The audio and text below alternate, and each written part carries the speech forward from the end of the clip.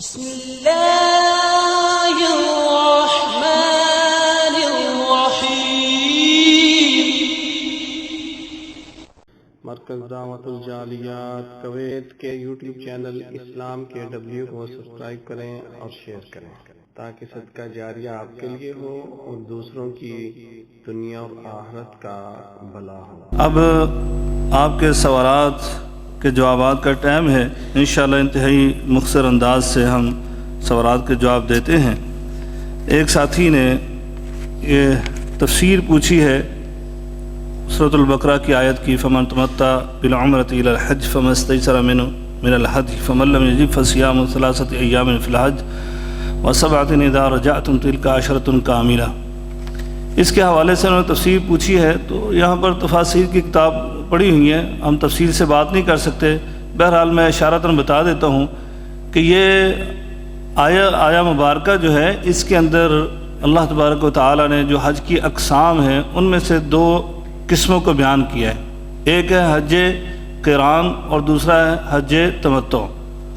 اور یہاں سے بھی آپ کے سامنے فمن تمتع بالعمرۃ الی الحج، کہ جس نے حج بھی کیا اور حج کے ساتھ ساتھ عمرے کا فائدہ بھی اٹھایا، تو اس کے اوپر ایک چیز لازمی ہے کہ جو حج مفرد کرنے والے پر نہیں ہے، جس نے اکیلا حج کیا اس کے اوپر نہیں ہے، لیکن یہ حج تمتع کرنے والے پر جو ہے یہ ایک چیز لازم ہو جاتی ہے، اور وہ کیا ہے؟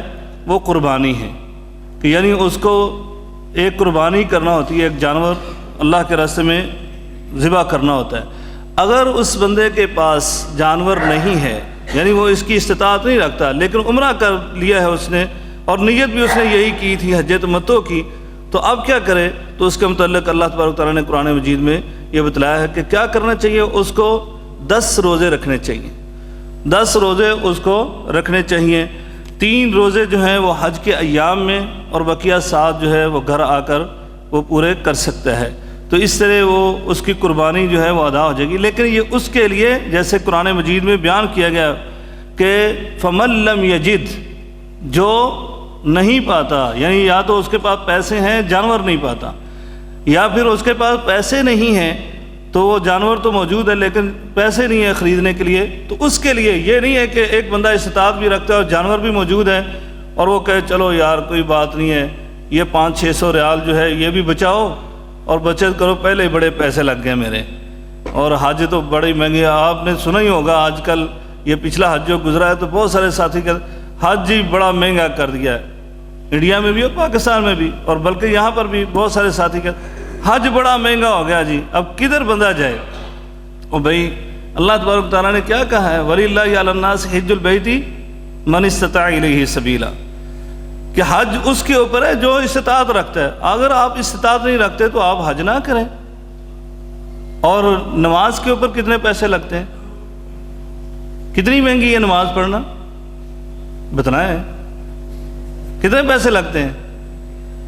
کچھ بھی نہیں۔ ہاں جی، جیسے شبیر بھائی آپ کو توجہ دلا رہے تھے، یہ موبائل فون پر ہم اتنا مگن رہتے ہیں کہ او ہو کوئی یعنی پوچھے نہیں، جیسے کہا حقیقت ہے، یہ آج تو ایسا ہی ہو گیا ہے کہ بہت مسئلہ خراب ہے۔ بہرحال اللہ تبارک و تعالیٰ ہم سب کو ہدایت عطا فرمائے۔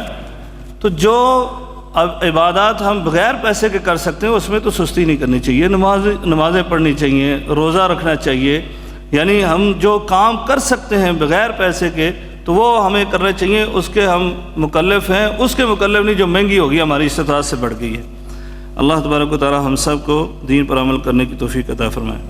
جب نماز با جماعت ادا کی جا رہی ہو تو امام کی قرات بہت اچھی ہو تو آدمی دل میں ماشاءاللہ سبحان اللہ کہہ سکتا ہے؟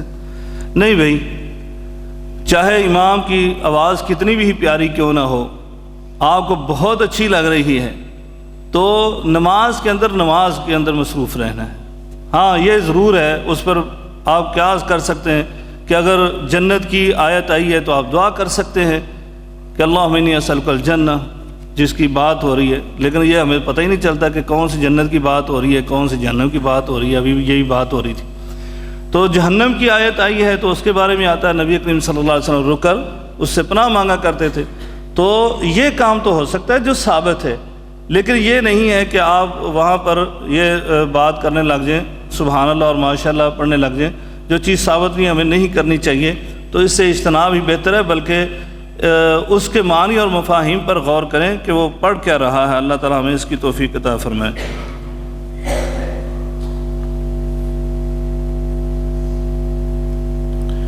یہ حابیل اور قابیل کی قربانی کے حوالے سے پوچھا ہے، تو آپ قرآن مجید کی آیات پڑھیں تو اس میں آپ کو جواب مل جائے گا۔ یہ ایسا مسائل نہیں ہے کہ جن کا عام بندے کو بھی علم نہ ہو۔ جی 9:30 بجے تک کرتے ہیں۔ تو یعنی پوچھا گیا ہے کہ حابیل کی قربانی اور قابیل کی قربانی کس کی قبول ہوئی؟ تو یہ تو عام پتہ ہے سب کو، حابیل کی قربانی جو ہے وہ قبول ہوئی ہے، قرآن مجید میں بیان کیا گیا ہے، اور کیسے قبول ہوئی اس کے حوالے سے قرآن مجید نے وضاحت نہیں کی ہے۔ تو مفسرین کے مختلف اقوال ہیں، جو سب سے زیادہ معروف قول ہے وہ یہی ہے کہ اللہ تبارک تعالیٰ کی طرف سے آگ آئی اور اس کے جانور کو وہ اٹھا کر لے گئی۔ واللہ تعالی عالم۔ امام کے پیچھے سورہ فاتحہ پڑھنے کی دلیل بتائیں۔ امام کے پیچھے سورہ فاتحہ کے بہت سارے دلائل ہیں جو دیے جا سکتے ہیں۔ بہرحال یہ امام کے پیچھے جو ہے، یہ سری نمازوں میں تو کوئی اختلاف نہیں ہے۔ جہری نماز کے بارے میں اختلاف ہے، جو 3 نمازیں ہیں، فجر، مغرب اور عشاء۔ تو اس کے حوالے سے ایک حدیث فجر کی نماز کے حوالے سے آتی ہے، نبی کریم صلی اللہ علیہ وسلم نے ایک دن کچھ آوازیں سنی اور اس کی وجہ سے آپ کو بھی قرآن کی تلاوت کرتے ہوئے اشتباہ پیدا ہوا کہ لگتا ہے کہ مجھے لقمے دیے جا رہے ہیں، جس کی وجہ سے آپ بھول رہے تھے بار بار۔ تو آپ نے سلام پھیرنے کے بعد کہا لعلکم تقرؤون خلف امامکم، مجھے ایسے لگتا ہے تم اپنے امام کے پیچھے کچھ پڑھتے ہو، یعنی میرے پیچھے کچھ پڑھتے ہو۔ تو صحابہ نے کہا جی ہاں اللہ کے رسول ہم پڑھتے ہیں۔ کیا پڑھتے ہو؟ کہا جو آپ پڑھتے ہیں وہی ہم پڑھتے ہیں۔ تو نبی کریم صلی اللہ علیہ وسلم نے فرمایا امام کے پیچھے کچھ نہ پڑھا کرو سوائے سورہ فاتحہ کے، سورہ فاتحہ ضرور پڑھا کرو۔ یہ جہری نماز ہے، اور نبی کریم صلی اللہ علیہ وسلم اس کے متعلق جو ہے وہ وضاحت فرما رہے ہیں کہ سورہ فاتحہ کی آپ نے خود سے یعنی ہدایت کی کہ اس کو پڑھا کرو، اور دوسری بہت ساری روایات ہیں جس کے بارے میں آتا ہے کہ جس نے نماز میں سورہ فاتحہ نہیں پڑھی تو اس کی نماز نہیں ہے۔ اسی طرح حضرت ابو ہریرہ رضی اللہ تعالیٰ سے بھی سوال ہوا تھا کہ اگر ہم امام کے پیچھے ہوں تو پھر کیا کریں؟ تو حضرت ابو ہریرہ رضی اللہ تعالیٰ عنہ نے کہا کہ آپ آہستہ کے یعنی خاموشی کے ساتھ سورہ فاتحہ کو پڑھا کرو۔ تو واللہ تعالیٰ عالم، یعنی یہ کرنا چاہیے۔ بینک سے لون لینا صحیح ہے کہ نہیں؟ یہ کس کو نہیں پتہ ہے کہ صحیح ہے یا نہیں ہے؟ یہ بس آپ مجھے لگتا ہے جس بھائی نے یہ لکھا ہے وہ نکلوانا چاہتا ہے کہ شیخ صاحب تھوڑی سی رخصت نکال ہی دیں، ہاں جی، کہ کہہ دیں ہاں اضطراری حالت میں لینا جائز ہی ہو جاتا ہے۔ نہیں بھائی، کسی حالت میں جائز نہیں ہے، یہ کسی حالت میں جائز نہیں ہے۔ اس سے بہتر ہے جس بندے کو ضرورت پڑ گئی ہے وہ زکوٰۃ لے لے، وہ زکوٰۃ لے، اس کے لیے حلال ہے بھائی کہ وہ زکوٰۃ۔ اللہ تبارک تعالیٰ نے کہا انما الصدقات للفقراء والمساکین، جو ضرورت مند ہے اس کو قرضہ بینک سے لینے کی بجائے، سود کا قرضہ لینے کی بجائے وہ زکوٰۃ لے، لیکن جو یعنی حاجت مند ہے، ضرورت مند ہے۔ تو آج کل تو ضرورت کے بغیر ہی قرضے لیے جاتے ہیں، اور اللہ کے نبی صلی اللہ علیہ وسلم نے جن چیزوں سے پناہ مانگی نا وہ قرضے سے پناہ مانگی ہے۔ آپ بینک کی بات کر رہے ہیں، قرضے سے ویسے ہی بچنا چاہیے، اجتناب کرنا چاہیے، حتی الوسع کوشش کرے بندہ کہ قرضہ وہ نہ لے۔ آپ نے دوستوں احباب اپنے رشتہ داروں سے چلے جا کے بینک میں جا کر پھنسے اور پھر معاملہ وہی ہوگا۔ جیسے میرے ایک دوست ہیں، انہوں نے خود سے بتایا، تقریباً انہوں نے جیسے ابھی شبیر بھائی بتا رہے تھے کہ فلائٹ کے حوالے سے، یعنی آپ فلائٹ لینے کے لیے تو تگو دو کرتے ہیں، مصیبت اٹھاتے ہیں، یہاں سے انہوں نے قرضہ اٹھایا، فلائٹ لیا، اور وہ فلائٹ کیا ہے، وہ ان کا ابھی فلائٹ پھنسا ہوا ہے، 50 لاکھ ایک جگہ پر، 45 لاکھ ایک جگہ پر، دونوں جگہ پر وہ پیسے پھنسے ہوئے ہیں، اور ان کو فلیٹ دونوں ہی نہیں ملے، اور ابھی تک وہ جو بلڈرز ہیں وہ ان کو لیت و لال سے کام کر رہے، اب وہ پریشان ہیں کہ کیا کروں، ادھر سے وہ سود بھی دے رہے اور ادھر سے وہ مصیبت میں پھنسے ہوئے۔ تو بھائیو، اللہ تعالیٰ نے یہ وعدہ کیا ہوا یمحق اللہ الربا، اللہ تعالیٰ یہ سود کو تباہ و برباد کر کے رکھ دیتا ہے، کبھی اس میں برکت نہیں ہوتی ہے۔ اور پھر اللہ تعالیٰ نے واضح طور پر کہا جو بندہ اس کو نہیں چھوڑے گا، جب علم ہو گیا سود کو وہ ترک نہیں کرتا ہے تو وہ اللہ اور رسول کے ساتھ اعلان جنگ کرتا ہے۔ فَأَذَنُوا بِحَرْبٍ مِّنَ اللَّهِ وَرَسُولِهِ، اللہ اور رسول کے ساتھ جنگ۔ آج جو حالات ہیں نا جس کی طرف شبیر بھائی نے اشارہ کیا، وہ حالات میں ہمارے اپنے اعمال ہیں. کتنے مسلمان ہیں یہاں پر بیٹھے ہوئے، انہوں نے یعنی میں کئی دوستوں کو جانتا ہوں دیندار ہیں ماشاءاللہ، نمازی ہیں، اور میں ظاہری طور پر جانتا ہوں متقی پرہیزگار، لیکن وہ سود کے سلسلے میں پھنسے ہوئے جان بوجھ کر. کوئی ضرورت نہیں تھی اضافی طور پر فلیٹ لینا ہے تو وہ جمع کرنا، گھر لینا تو اس کے لیے. یہ دعا کا ہے، یہ بھی دعا کے لیے ہے.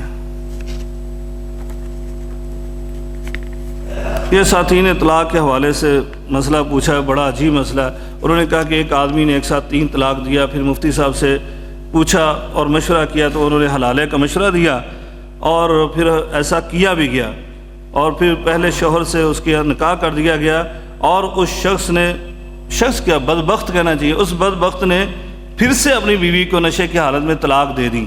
تو اب کیا کرنا چاہیے؟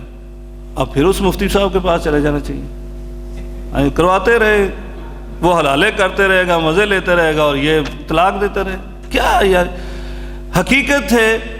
آپ دیکھیں ہمارے ساتھ غیر مسلم رہتے ہیں، یہاں پر بھی آپ دیکھتے ہیں ہندوستان میں، انڈیا میں بھی، پاکستان میں بھی بہت سارے غیر مسلم کرسچن رہتے ہیں جو ہمارے علاقوں میں. ہم ان کے سامنے کوئی بندہ ہے کہ جو کہے کہ اسلام کی یہ تعلیم ہے فخریہ طور پر بیان کر سکتا ہے؟ ہم بیان کرتے ہیں نا مثال کے طور پر نماز ہے، نماز کے لیے وضو کرنا شرط ہے، ہم فخریہ طور پر کہتے ہیں کہ وضو کی شرائط بیان کی گئی ہیں، اور وضو کے بارے میں کہا گیا کہ پانی کو زیادہ نہ بہاؤ. اس طرح کی باتیں کرتے ہیں، اسلام کے امتیازات خصوصیات بیان کرتے ہیں. یہ اگر اسلام کا مسئلہ ہے کہ جس بندے نے 3 طلاق دے دی اور وہ جو ہے حلالہ کروائے جا کر کسی غیر مرد سے اپنی بیوی کا، طلاق دینے والا یہ ہے. وہ ہمارے ایک بزرگ کہتے تھے کہ اس کو حلالہ کروانا چاہیے اپنا. وہ بیچاری عورت کا کیا قصور ہے؟ اس نے تو کچھ بھی نہیں کیا، اس نے تو نہیں طلاق دی. جس نے طلاق دی اس کا حلالہ نکلواؤ بھی، وہ بیچاری عورت کا حلالہ کروائی جا رہا ہے. خیر یعنی اس کو ہم کسی کے سامنے بیان کر سکتے ہیں کہ جی ہمارے اسلام میں ایک یہ بھی قانون ہے کہ اگر کسی نے اپنی بیوی کو طلاق دے دی تو وہ یعنی 2-3 دن کے لیے اپنی بیوی کو کسی اور کے ساتھ روانہ کر دے گا، بھی جاؤ جی اس کو آپ جو ہے نا شادی کر کے. اور ایسے الفاظ زیب نہیں دیتے کہ الفاظ بولیں کہ اس کو پھر مجھے واپس لٹا دینا. کیا اس کو کیا سمجھا ہوا آپ نے؟ گاڑی سمجھا ہوا ہے، سائیکل سمجھا ہوا ہے کہ جو 2-4 دن کے لیے دے دے اور پھر واپس لینے کی؟ فضول بات ہے. اس طرح کی بات جو ہے نہیں ہونی چاہیے تھی. اور ایک ساتھی نے یہ سوال کیا ہے کہ یہ ایک اور سوال تھا بالکل اسی طرح کا ملتا جلتا، اس لیے میں نے چھوڑ دیا ہے، کہ جو آج حالات ہیں آپ نے سن ہی لیا اس کا جواب، تو بہت سارے جوابات تو آپ کو مل گئے ہیں. تو اس میں خصوصاً انڈیا کے حوالے سے ہمیں کیا کرنا چاہیے؟ عمومی طور پر آپ نے سن لیا مسلمانوں کو کیا کرنا چاہیے. تو اس کے حوالے سے ایک تو ساتھی نے پوچھا پروٹیسٹ کے حوالے سے، ایک اور سوال بڑا اہم تھا، کدھر چلا گیا، کہ جو ہم کر رہے ہیں احتجاج ہو رہا ہے وہاں پر، مسلمان بھی کر رہے ہیں غیر مسلم، اس کے حوالے سے کیا اسلام کے اندر اس کی تعلیمات ملتی ہیں؟ ہاں بالکل بھی اسلام نے کسی چیز کو نہیں چھوڑا. ما فرطنا فی الکتاب من شیء، اللہ تعالیٰ نے قرآن مجید میں کہا تبیانا لکل شیء. اسلام کی تعلیمات میں ہر چیز کو واضح کھول کر بیان کر دیا گیا، کوئی چیز نہیں چھوڑی گئی. یہ ہم کر سکتے ہیں ظلم کے خلاف اس طرح کا؟ ہاں کر سکتے ہیں. دلیل کیا ہے؟ نبی کریم صلی اللہ علیہ وسلم فرمایا من رآ منکم منکرا فلیغیر بیدی فمن لم یستطع فبلسانی فمن لم یستطع فبقلبی، کہ بندہ جو کوئی برائی دیکھے اس کو ہاتھ سے روکے. ہاتھ سے نہیں روک سکتا، طاقت نہیں ہے تو زبان سے روکے. یہ درجات بیان کیے. اگر زبان سے بھی روکنے کی استطاعت نہیں تو اس کو دل میں برا سمجھے، تو زبان سے یہ احتجاجات کیے جا سکتے ہیں، اس کے خلاف نعرہ بازی ہو سکتی ہے. اسی طرح نبی کریم صلی اللہ علیہ وسلم کے پاس ایک صحابی آئے، یہ بخاری شریف میں واقعہ موجود ہے. انہوں نے آ کر شکایت کی اللہ کے رسول میرا پڑوسی مجھے بہت تنگ کرتا ہے. نبی پاک صلی اللہ علیہ وسلم نے خاموشی اختیار کی، کہا اس کو جا کر سمجھاؤ، اس سے بات کرو. خیر وہ پھر آیا، 100 بار آیا، یعنی وہ 2-3 دفعہ بار بار آیا. نبی کریم صلی اللہ علیہ وسلم نے کہا کہ جو ایسے کرو، آپ اپنے گھر کا سامان جو ہے نا وہ باہر نکالو، سڑک پر رکھ لو، روڈ پر بکھیر دو سامان کو. اللہ کے رسول پھر کہا کہ تم کرو ایسے، اور جو کوئی پوچھے تو ان کو بتا دو کہ میرا پڑوسی مجھے تنگ کرتا ہے. اس نے ایسے ہی کیا. اس نے جا کر سامان بکھیر دیا صحابی نے. وہ جو لوگ کیا کر رہے ہو, یہ کیا ہو رہا ہے؟ تو اس نے کہا جو میرا پڑوسی بہت تنگ کر رہا ہے, میں اس کے خلاف احتجاج کر رہا ہوں. تو وہ لوگ جمع ہونا شروع ہو گئے کہ یہ کیا, ابھی ایسا تو نہیں ہونا چاہیے. وہ جب پڑوسی کو پتہ چلا کہ تمہارے خلاف تو باہر احتجاج کیا ہو رہا ہے, پروٹیسٹ کیا جا رہا ہے, وہ بھاگ کر آیا. اس نے آ کر دیکھا, اس نے کہا کیا کر رہے ہو؟ اس نے کہا تم مجھے تنگ کر دو, میں لوگوں کو بتا رہا ہوں. تو اس نے کہا کہ لوگوں کو کہا کہ مجھے معاف کر دیں, میں اس سے معاملات طے کر لیتا ہوں, آپ جاؤ. اور اس کو کہا بھائی تم سامان اٹھاؤ اور میں افہام و تفہیم کرتے ہیں, میں تم سے معذرت کرتا ہوں. تو یہ ایک طریقہ نبی پاک صلی اللہ علیہ وسلم نے بتایا. اس طرح بہت ساری اور چیزیں تفصیل سے بیان کی جا سکتی ہیں. یہ ساتھی نے سوال کیا تھا سورج گرہن کے حوالے سے, اس کے نیچے ہی. اچھا, سورج گرہن جو ہے خصوصاً اس کے اندر حاملہ خاتون جو ہے وہ باہر نکلے تو اس کو کچھ اثرات ہو جاتے ہیں. یہ ہندوانہ توہمات ہیں, جاہلانہ توہمات ہیں, کوئی اس میں حقیقت نہیں ہے. بلکہ آپ جا کر تحقیق کریں, سائنس بھی اس کی نفی کرتی ہے. کوئی ایسا اثر نہیں ہے سوائے اس کے جو سائنس نے کہا, اسلام نے وہ بھی نہیں کہا. سورج گرہن پہلی بات تو ہے کیا, یہ سن لیں, چاند گرہن اور سورج گرہن. اگر سورج گرہن ہے تو چاند جو ہے وہ سورج اور زمین کے درمیان میں آ کر کچھ حصے کو, سورج کے حصے کو ڈھانپ دیتا ہے, تو یہ سورج گرہن. اس کے برعکس اگر سورج ایسے آ کر چاند اور زمین کے درمیان میں آ جاتا ہے تو اس کو چاند گرہن کہتے ہیں. تو نبی کریم صلی اللہ علیہ وسلم نے اس کے متعلق کہا ان الشمس والقمر آیتان من آیات اللہ. یہ سورج اور چاند کا جو گرہن لگنا ہے یہ اللہ کی آیات میں سے یہ دو نشانیاں ہیں. یخوف اللہ بہما عبادہ, اللہ تعالیٰ ان دونوں کے ساتھ اپنے بندوں کو ڈراتا ہے, جو کہ ہمارے اندر بالکل بھی نہیں پیدا ہوتا, بلکہ شوقیہ طور پر اس کو دیکھا جاتا ہے. ہاں جی, باہر نکل کر کرنا کیا ہے. نبی کریم صلی اللہ علیہ وسلم فرمایا جب بھی تم اس میں سے کوئی چیز دیکھو, یعنی کبھی سورج گرہن یا چاند گرہن دیکھو تو کرنا کیا ہے, کرنا یہ چاہیے فصلوا وادعوا. نبی پاک صلی اللہ علیہ وسلم فرمایا نماز پڑھو اور دعا کرو اللہ تعالیٰ سے جب تک وہ چاند گرہن یا سورج گرہن ختم نہیں ہو جاتا, جسے نماز کسوف یا نماز خسوف کہا جاتا ہے. تو بہرحال یہ حدیث جب بیان کی تو اس کا ایک اور حدیث میں ہے کہ سبب بھی بیان ہوا ہے اس حدیث کے اندر کہ یہ نبی پاک صلی اللہ علیہ وسلم کے دور میں ہوا. اور ہوا کس دن؟ اتفاق سے اسی دن حضرت ابراہیم نبی کریم صلی اللہ علیہ وسلم کے لخت جگر جو ہیں وہ وفات پائے تھے. تو صحابہ کرام نے یہ یعنی کہنا شروع کر دیا کہ یہ حضرت ابراہیم کی وفات کی وجہ سے ایسے ہوا ہے. تو نبی کریم صلی اللہ علیہ وسلم نے فرمایا تھا کہ ایسا کسی کی نہ موت نہ ہی زندگی, کسی کی زندگی کے لیے نہ ہوتا ہے نہ ہی کسی کی موت کے لیے ہوتا ہے, بلکہ یہ کیا ہے اللہ کی آیات میں سے یعنی یہ آیات ہیں جس کے ساتھ اللہ تعالیٰ اپنے بندوں کو ڈراتا ہے. تو بہرحال جو نقصان تھا وہ سائنس ہی کہتی ہے, اسلام نہیں کہتا ہے, اور وہ کرنا ہی نہیں چاہیے. ہمیں کیا ضرورت ہے, اسلام نے تو جو تعلیم دی ہے اس پر عمل کرنا چاہیے کہ اگر آپ براہ راست سورج کی طرف دیکھیں گے کہ تو آپ کی بینائی جو ہے وہ کم ہوگی یا ہو سکتا ہے بالکل نابینے ہو جائیں. تو اس لیے بعض لوگ کیا ہے جی مہنگی عینکیں خرید کر وہ دیکھ رہے ہیں کہ اس کے ساتھ سورج گرہن دیکھا جا سکتا ہے. کیا بات ہے, اللہ کے ہاں مصولیت ہے, آپ کی سوال و جواب ہوں گے آپ کے بارے میں. بہرحال دوسرا یہ ہے کہ بھائی نے پوچھا ہے کہ ایک خاتون جو ہے وہ کسی جگہ پر کام کرتی ہے, مسلمان ہے, یا اپنے شوہر کے ساتھ ہاتھ بٹاتی ہے کاروبار میں یعنی شو روم میں, تو وہ قرآن کو کھول کر پڑھتی ہے. تو بسا اوقات کام آتا ہے تو وہ قرآن کو ایسے کھلا چھوڑ کر یا بند کر کے جاتی ہے اور پھر آ کر وہ تلاوت شروع کر دیتی ہے. تو کسی نے مفتی صاحب نے ان کو منع کر دیا کہ نہیں ایسا نہ کیا کرو, یہ حرام ہے, ایسا نہیں کرنا چاہیے. غلط ہے. وہ پتہ نہیں کون سے مفتی صاحب ہیں جنہوں نے کر دیا. قیامت کی نشانیوں میں سے ایک نشانی ہے کہ نبی پاک صلی اللہ علیہ وسلم فرمایا علماء کم ہو جائیں گے اور لوگ جو ہیں وہ جاہلوں کو اپنا مفتی بنا لیں گے, اپنے علماء بنا لیں گے, اپنے قائد لیڈر مان لیں گے اور ان کے پیچھے چلیں گے. بالکل غلط کہا انہوں نے. آپ قرآن کی تلاوت سے روک رہے ہیں. قرآن کی تلاوت ٹھیک ہے آداب میں ہے کہ آپ باوضو ہو کر قبلہ رخ ہو کر خوشبو لگا کر, جیسے یہاں پر پرسکون ماحول ہے, اچھے انداز سے بیٹھ کر تلاوت کریں. اگر آپ کے پاس فرصت ہے, فرصت نہیں ہے, مثلا فرصت انہوں نے صبح کر لی ہے, شام کو وہ فرصت ملے گی کریں گے.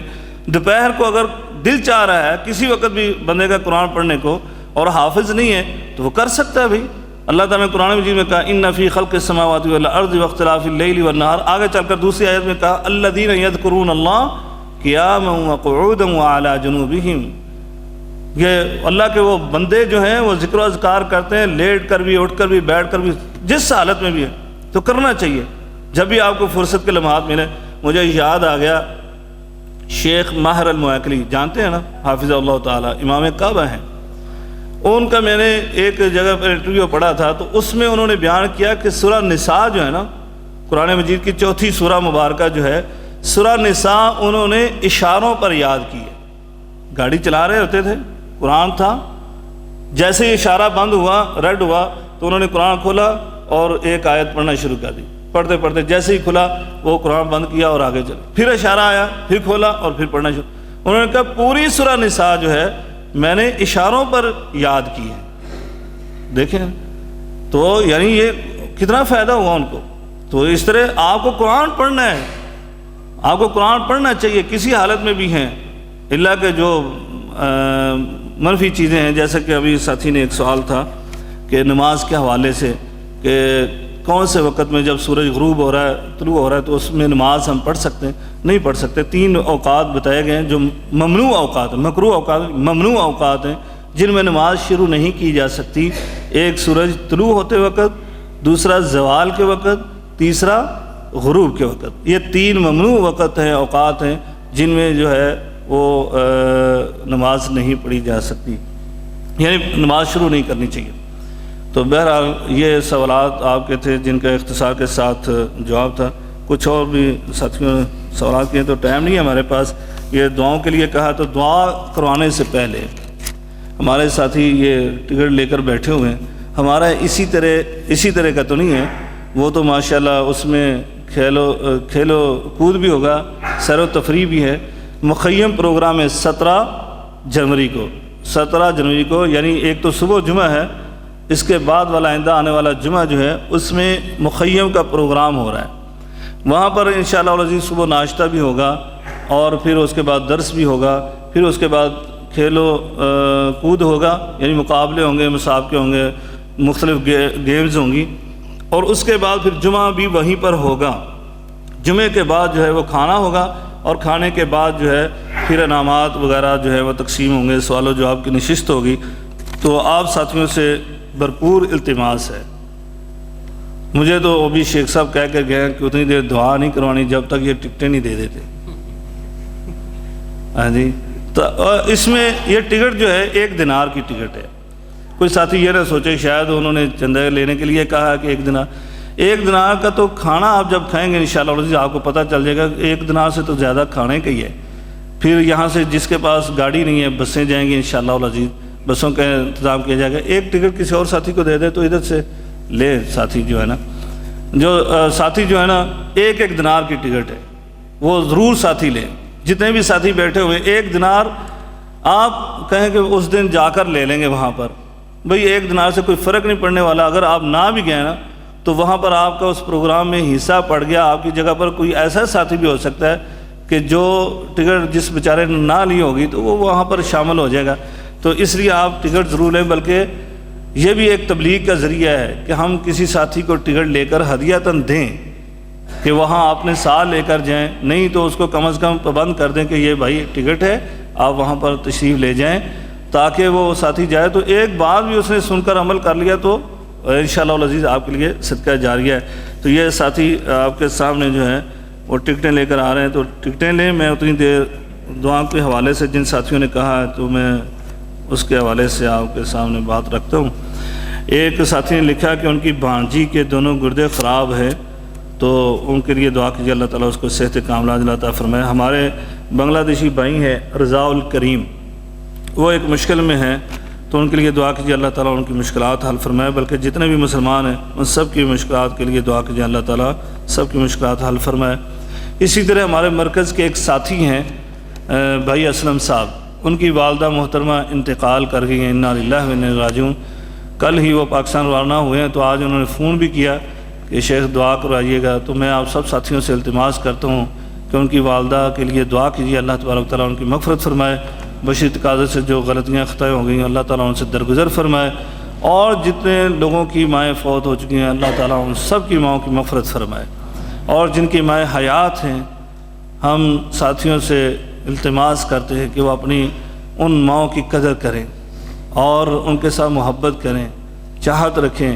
ان کے قدموں کے نیچے جنت ہے، اور وہ جنت کا بہترین دروازہ نبی پاک صلی اللہ علیہ وسلم فرمایا آپ کے ماں باپ ہیں تو ان کی عزت و احترام کریں، ان کی خواہشات کا ادب و احترام کریں۔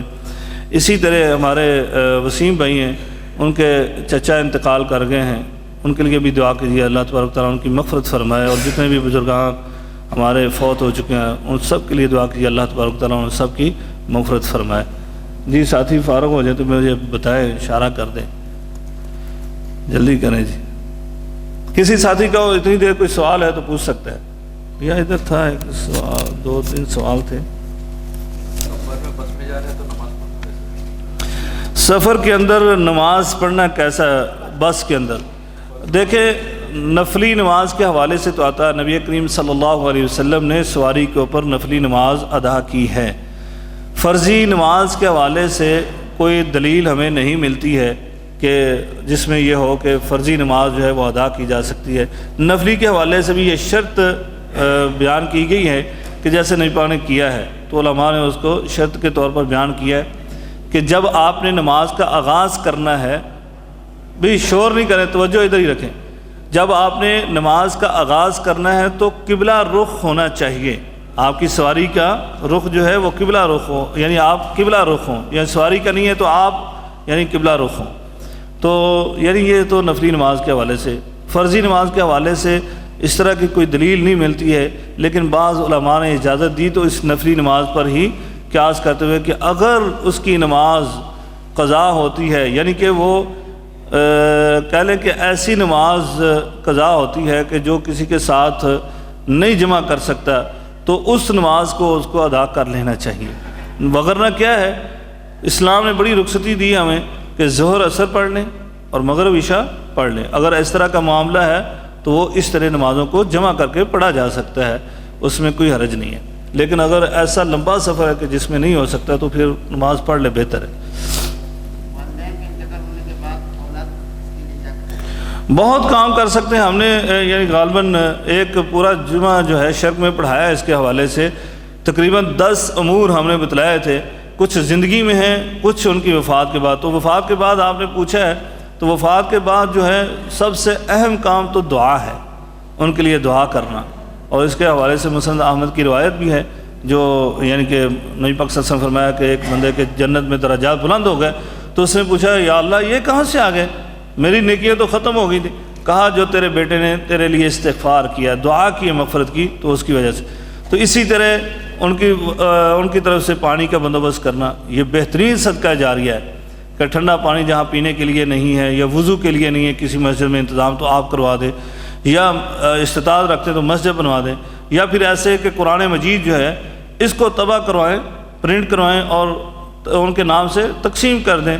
یہ بہت بڑا اجر و ثواب ہے، خصوصاً حفاظ کو اگر آپ مدارس دینی مدارس کو دیتے ہیں جہاں پر بچے حفظ کرتے تو اجر و ثواب کا کوئی اندازہ ہی نہیں لگا سکتے۔ تو اس طرح کے کام جو ہے وہ کیے جا سکتے ہیں۔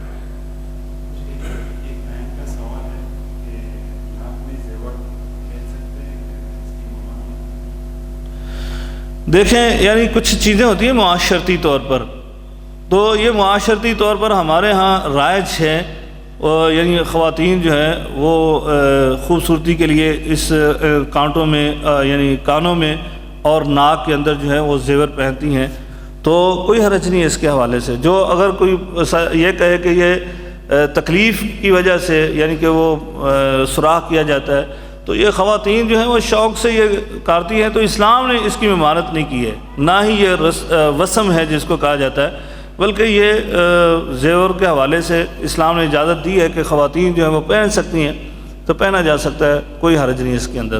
یہ معاشرتی طور پر جو بھی بات معاشرے کے اندر اسلام کی تعلیمات کے منافی نہ ہو تو وہ جائز ہے، کوئی حرج نہیں اس کے اندر۔ واللہ تعالی عالم۔